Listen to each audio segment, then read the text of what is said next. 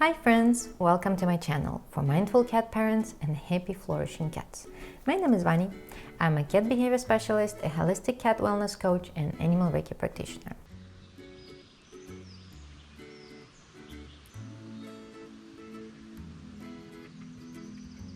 Today I want to talk to you about expectations that we might have when it comes to our cats. And personally, I've been thinking a lot lately about our cats and how they fit into our apartment, how they feel living with us in our apartment, how they adjust to our lifestyle and our daily schedule, daily routines. I feel that when we bring home a new kitty, we just expect them to be a certain way without trying to understand what they would like and how they're wired to function and experience life, what needs they might have that we might be forgetting about or misinterpreting as bad behavior. I know I'm certainly not perfect and I'm still learning so much from our cats and from kitties that I meet during my volunteering. I know I used to do things wrong and I'm probably still doing some things wrong according to our cats, but I'm here on a mission to understand cats better and to make sure that they feel at home in our human environment.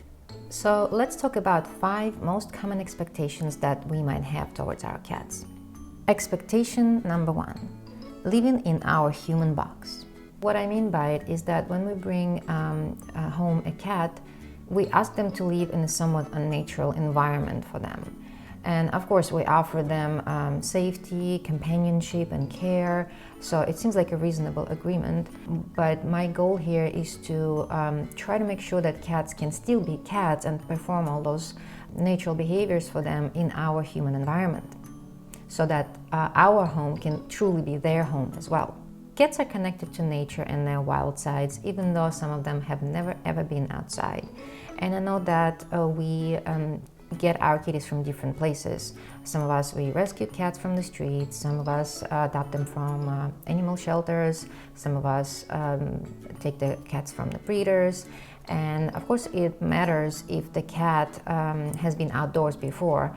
For example, if the kitten or adult cat, if they experience some outdoor life, they would feel probably more connection to the nature versus those who were born indoors. And those who never experienced running on a grass field or something like that, or climbing a tree. But regardless, cats still have pretty much the same DNA as their wild ancestors, which I talked about before in my previous videos.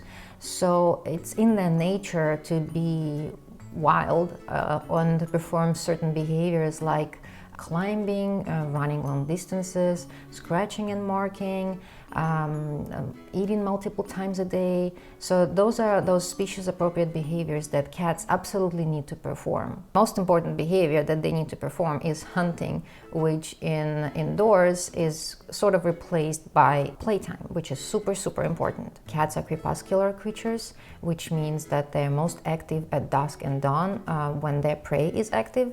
And if we compare it to us humans and our lifestyle, we usually are pretty tired and sleepy and relaxed at those hours. So right there's this conflict in our lifestyles that we often misinterpret as bad behavior if your cat is trying to wake you up at 3 a.m. or something like that, which, believe me, I know, because we have kitties that have their shenanigans at like 3 or 2 a.m. in the morning. Now, I'm not saying that keeping your cat indoors is a bad thing, quite the opposite. I think the world outside is very harsh and dangerous for cats, especially considering that they're not just a predator, but they're also prey. So I do believe that keeping your cats indoors is the best thing to do, but there are 2 key words here, which is environmental enrichment. So if we enrich their environment inside our homes, this way we can make sure that they can be cats and perform all those important and necessary behaviors inside our house. And of course, if you have an opportunity to build like a catio for your cat, even if it's a small catio outside your window, that would be great. But if you live in a small apartment, it's still possible and it's not complicated at all. It's just important to try to see your house, your environment with your cat's eyes, and if you know their needs, you can be very creative. And I'll just give you a few ideas right now how you can catify your home, but in the future I plan on making a whole big video about environmental enrichment for cats. So what can you do to enrich your cat's environment? High purchase, cat trees, multiple scratching posts and pads with various materials, windowsill purchase, cat TV, bird feeder outside your window, water fountains, private and quiet places for rest, food puzzles, regular interactive playtime, fresh grass and catnip, and so many more.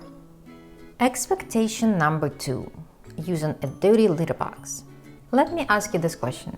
How often do you scoop your cat's litter box? And how often do you empty the old litter and wash the box? If you scoop twice a day, and if you wash twice a month, you're a perfect cat parent and you deserve a gold medal. Now, personally, I am not always perfect, but there are 2 things that keep me motivated. First is this realization, or not realization, the knowledge that cats have a super powerful sense of smell, which is 14 times stronger than us humans. So if I slightly feel the smell from the litter box, it's probably a nightmare for my cats when they go inside because it's so much stronger for them. So that's number 1. And number 2, I am just trying to imagine the situation. So close your eyes and pretend like you're in the forest and you really need to use the bathroom. And you look to your right and voila, there's this portable toilet right in front of you. You step closer and you see that it's absolutely smelly, dirty, and disgusting. And the question is, would you go in? Now remember, you really need to go. And there's this toilet here, but it's really dirty. So would you go inside, or would you rather go and try to find some other cleaner place where you can do your business? So this is something that some cats face every single day if we don't scoop their litter boxes. And of course, some cats, they would still go to a dirty litter box, but are they really enjoying this? Would you wanna go to a dirty toilet? What?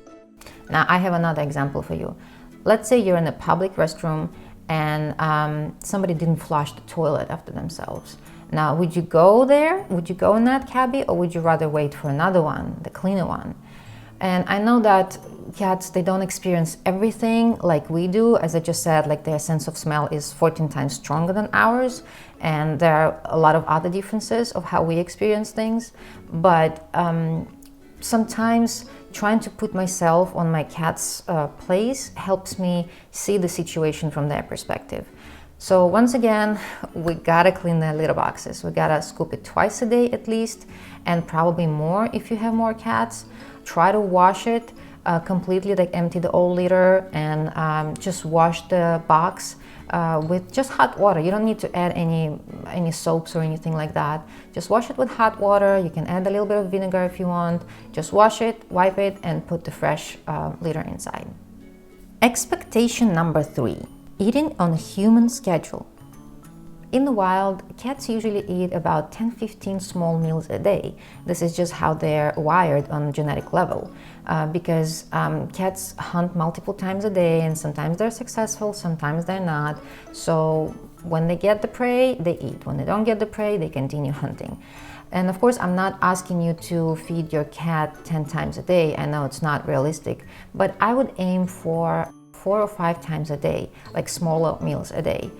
And for example, if you work, you can do 2 large meals a day, like 1 large meal in the morning, 1 large meal in the evening. And just throughout the day, what I find really helpful is those automatic feeders with a timer, just to make sure that your cat has some snack throughout the day when you're away. Of course, you can just leave some food out without the timer, but they might just eat it all in the morning after you left. So if you have a feeder with a timer, this way you make sure that they're not starving until you come back from work or from school. Now, a lot depends on your kitty, of course, and some cats, they eat large portion and they're perfectly fine with that. And in this case, you can probably feed them 2 times a day. But some cats, they eat very little, so very small portions, so they definitely need to be fed multiple times a day. Otherwise, they'll be hungry and they can get nauseous, they can even throw up if they're very hungry.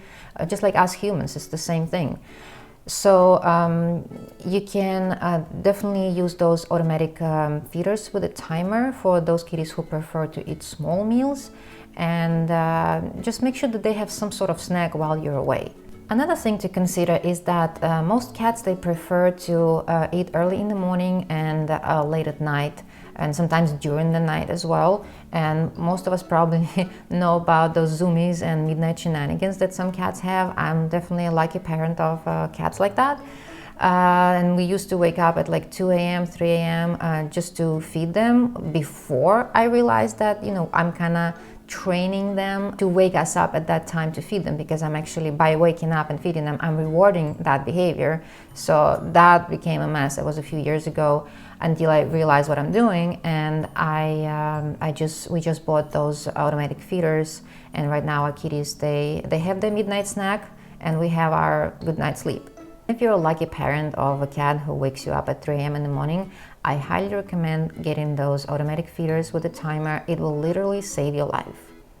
Liking this video? Please support the channel by liking this video and subscribing. Thank you so much. Expectation number 4. Being friendly with our friends and guests. If your cat genuinely enjoys hanging out with your friends when they stop by, that's awesome. But what about those cats who are shy and timid and who want nothing to do with strangers? And first of all, we need to understand that your friends are your friends, they're not your cat's friends. And so your cats don't have to like them. It's very important to give your cat a choice. If they want to hang out with them, that's great. But if not, it's very important to make sure that your kitty has a safe and quiet location in your home where your cat can go to feel safe and undisturbed. And also it's important to talk to your friends and explain them that you have a shy kitty who doesn't like to be touched or doesn't like to be approached. Some people still think that cats are just like small dogs and they like interacting and spending time with people, which is not always true. So if you have a shy kitty, make sure you advocate for them and explain to your friends and ask them to respect your cat's boundaries and their choices. And this way, when you have guests visiting, you will be having a good time and your cat will be having a good time as well, even though it means that you might not be having a good time together, which is okay. Expectation number 5. Being a certain way. Playful, affectionate, adventurous, etc. I talked about it in one of my previous videos, and I'll make sure to link it down in the description below. Each cat has a unique personality, and of course this personality is not always visible, especially if the cat doesn't feel safe and comfortable in his environment. And in this case, of course, we need to work on stress factors and try to make sure that the kitty feels good and feels at home in our environment, in our home. So I think if you're looking for a specific type of a cat, let's say you want to go on adventures with your cat, or maybe you just want to be able to cuddle with them, or you want to play and run around the house with your cat. So if you have certain characteristics that you're looking for in a cat, I would highly recommend going to your local animal shelter and try to find an adult cat with those characteristics that you're looking for. Because when we adopt or buy a kitten, it's somewhat unpredictable what their personality might be in the future, because they're still growing, they're still very little, and their personality is still shaping and forming. So if you want a specific, as I said, characteristic or a specific type of a cat, it's always a good idea to adopt an adult who matches those characteristics. Each cat has a unique personality, and rather than trying to change it, I think it's more fun and rewarding to get to know the real cat. We can change some behaviors with clicker training, but a cat's personality is usually very strong, and it usually blossoms when they feel safe and content. It's hard to see a true personality of a cat if they're not comfortable or not feeling safe in their environment. And in this case, it's important to find stress factors and work on them. Also, let me know if you would like me to make a video about stress reduction in cats. And if you have any other topics that you would like me to talk about, just let me know in the comments below. This is all for today. Thank you so much for watching my video, and make sure to hit a like button if you liked it and to subscribe to my channel, because I have a lot of interesting videos coming up soon. Thank you so much and have a wonderful day. I'll see you soon.